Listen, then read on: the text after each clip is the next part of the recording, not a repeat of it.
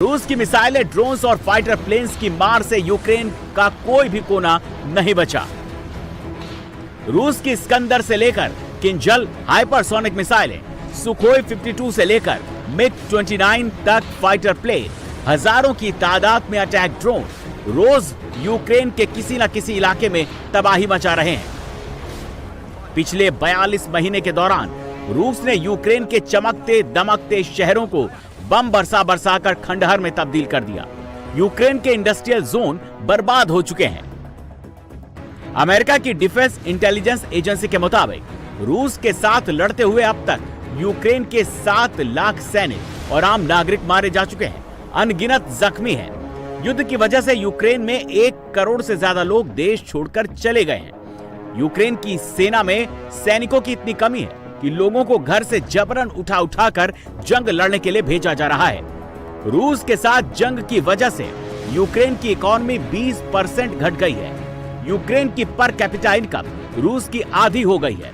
United Nations के आकलन है कि जंग की वजह से यूक्रेन को करीब $500 बिलियन का नुकसान हुआ है, जो यूक्रेन की जीडीपी से 2.5 गुना ज्यादा है। और यूक्रेन के 4 सूबों लुहांस्क, डोनेस्क, खिर्सन और जफ्रोजेशिया यानी करीब 20% इलाके पर रूस का कब्जा है। इंटरेस्टिंग बात यह है कि जंग भले यूरोप के मेनलैंड से दूर पूर्वी इलाके में रूस और यूक्रेन के मोर्चे पर लड़ी जा रही है, लेकिन इसकी चपेट में पूरा यूरोप है।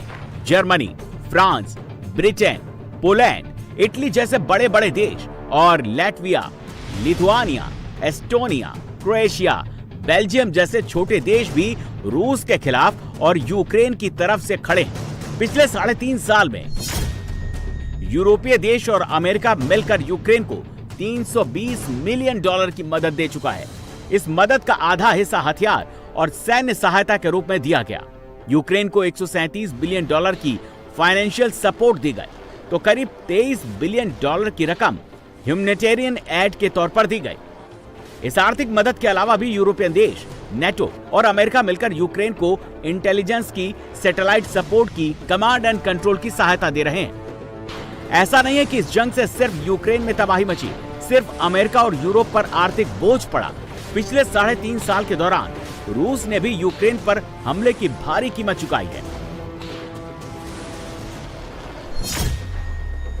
अमेरिका के डिपार्टमेंट ऑफ डिफेंस यानी पेंटागन का अंदाजा है कि यूक्रेन युद्ध की वजह से पिछले 42 महीनों में रूस को $211 बिलियन का नुकसान हुआ है, जो रूस की इकोनॉमी का 10% के बराबर है।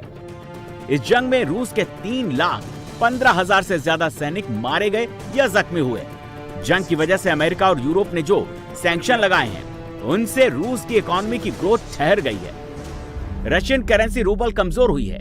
देश में महंगाई बढ़ गई है।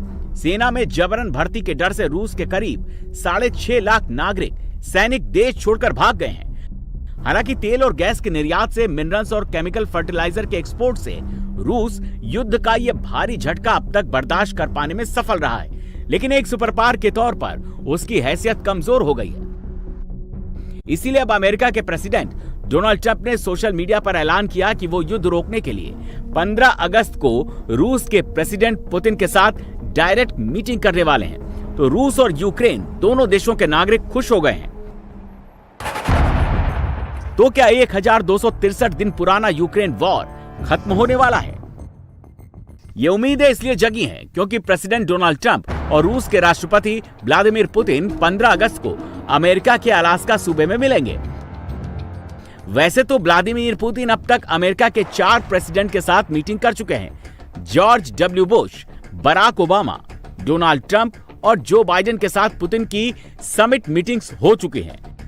ट्रंप की फर्स्ट इनिंग में भी पुतिन उनसे मिल चुके हैं, लेकिन यूक्रेन युद्ध शुरू होने के बाद ये पहली बार होगा जब रूस और अमेरिका के प्रेसिडेंट एक साथ बैठकर जंग खत्म करने की बात करेंगे। इससे पहले अमेरिका के किसी प्रेसिडेंट से पुतिन की समिट मीटिंग 2021 में हुई थी, जब वो जेनेवा में जो बाइडेन से मिले थे। वहीं 10 साल बाद ये पहला मौका होगा जब रूस के राष्ट्रपति पुतिन अमेरिका की धरती पर कदम रखेंगे।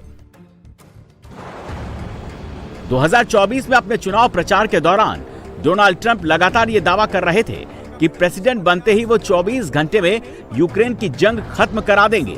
हालांकि ट्रंप ऐसा कर तो नहीं सके, लेकिन अब पुतिन के साथ डायरेक्ट मीटिंग को लेकर वो बहुत एक्साइटेड है। उनको उम्मीद है कि वो 15 अगस्त को जब पुतिन के सामने बैठेंगे तो जंग रोकने का फॉर्मूला तय हो जाएगा।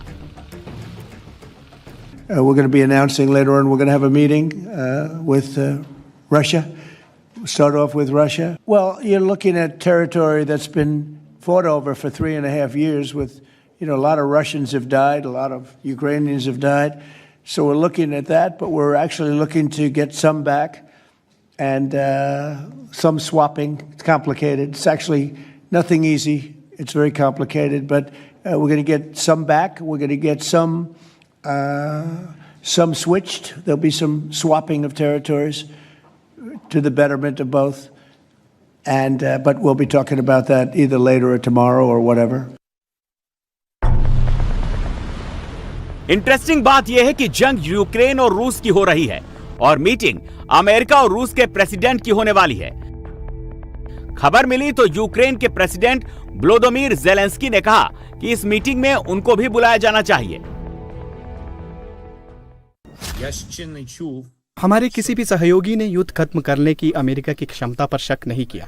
अमेरिका के राष्ट्रपति के पास वो क्षमता और मजबूत इरादा है। यूक्रेन ने फरवरी से लेकर अब प्रेसिडेंट ट्रंप के सभी प्रस्तावों का समर्थन किया है।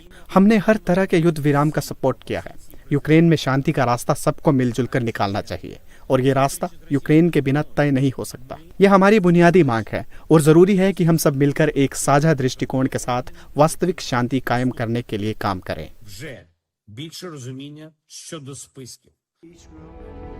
हालांकि प्रेसिडेंट ट्रंप ने साफ कर दिया कि 15 अगस्त को अलास्का में पुतिन के साथ उनकी मीटिंग होगी। इसमें ज़ेलेंस्की होंगे या नहीं, ये किसी को नहीं पता। For you to meet with him, he doesn't have to agree to meet with Zelensky. Is that what you're saying? No, he doesn't. No.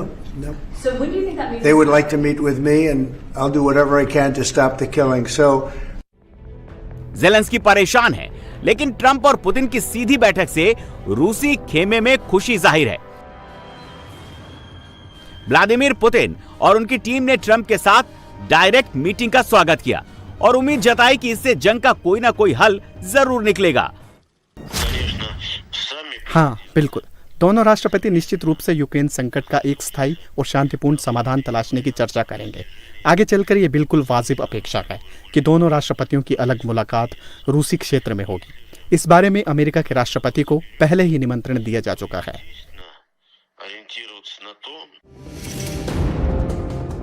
Donald Trump और व्लादिमीर पुतिन की इस मुलाकात का सबसे इंटरेस्टिंग पॉइंट मीटिंग का ठिकाना है। 15 अगस्त को ट्रंप और पुतिन अमेरिका के अलास्का सूबे में मिलेंगे। अलास्का सूबा 158 साल पहले रूस ने ही अमेरिका को बेच दिया था। अमेरिका ने अलास्का खरीदने के बदले रूस को $72 लाख दिए थे। आज की तारीख में यह रकम $13 करोड़ बैठती है। ट्रंप और पुतिन की इसी मीटिंग पॉइंट से रूसी मामलों के जानकार सन्नाटे में हैं। उनको लग रहा है कि जिस तरह 158 साल पहले रूस ने अलास्का को अमेरिका के हाथों बेच दिया था, उसी तरह पुतिन यूक्रेन जंग खत्म करने का फॉर्मूला ट्रंप को बेच देंगे और ट्रंप यूक्रेन का एक बड़ा हिस्सा रूस के हवाले करने के लिए राजी हो जाएंगे। जैसे ही रूस और अमेरिका ने डोनाल्ड ट्रंप और व्लादिमीर पुतिन की मीटिंग का ऐलान किया, वैसे ही भारत ने इस घोषणा का स्वागत किया। भारत ने कहा कि अमेरिका और रूस के सबसे बड़े नेताओं की यह बैठक बहुत महत्वपूर्ण है। उम्मीद है कि इससे यूक्रेन में खून खराबा खत्म करने का कोई ना कोई नुस्खा जरूर निकलेगा। विदेश मंत्रालय ने कहा कि भारत के प्रधानमंत्री मोदी हमेशा ये कहते रहे हैं कि युद्ध से किसी मसले का हल नहीं हो सकता। ये दौर अब युद्ध का नहीं। प्रधानमंत्री मोदी ने ये बात रूस के राष्ट्रपति पुतिन से भी डायरेक्ट कही थी। अमेरिकी मीडिया के मुताबिक प्रेसिडेंट ट्रंप और प्रेसिडेंट पुतिन के बीच जिस फॉर्मूले पर चर्चा होने वाली है, उस पर दोनों देशों में उसी वक्त एग्रीमेंट हो गया था जब ट्रंप के दोस्त और उनके विशेष दूत स्टीव विटकॉफ पिछले हफ्ते मॉस्को गए थे। विटकॉफ और प्रेसिडेंट पुतिन के बीच 3 घंटों तक बातचीत चली। इस फार्मूले के मुताबिक रूस अभी यूक्रेन के जिन 4 सूबों खिरसान, ज़ेपोरिज़िया, डोनेत्स्क और लुहांस्क पर काबिज है, उसमें से 2 को छोड़ सकता है और बाकी 2 सूबों पर काबिज रह सकता है। पुतिन इसके अलावा भी बहुत कुछ चाहते हैं। वो चाहते हैं कि अमेरिका ये गारंटी दे कि वो नाटो या यूरोपियन यूनियन में शामिल नहीं होगा। यूक्रेन को अपनी सेना में कटौती करनी होगी, हथियारों में कटौती करनी होगी। पूर्वी यूक्रेन में रूस से लगने वाली सीमा पर यूक्रेन अपने सैनिक तैनात नहीं कर सकेगा। इसके अलावा यूक्रेन को अपने यहाँ रूसी भाषा को बराबरी की मान्यता देनी होगी। अमेरिका और यूरोपीय देशों को रूस पर लगाए गए सारे प्रतिबंध, सारे सैंक्शन हटाने होंगे। वहीं वोलोदोमीर जेलेंस्की का कहना है कि वो किसी भी कीमत पर यूक्रेन का कोई भी हिस्सा रूस के हवाले नहीं करेगा।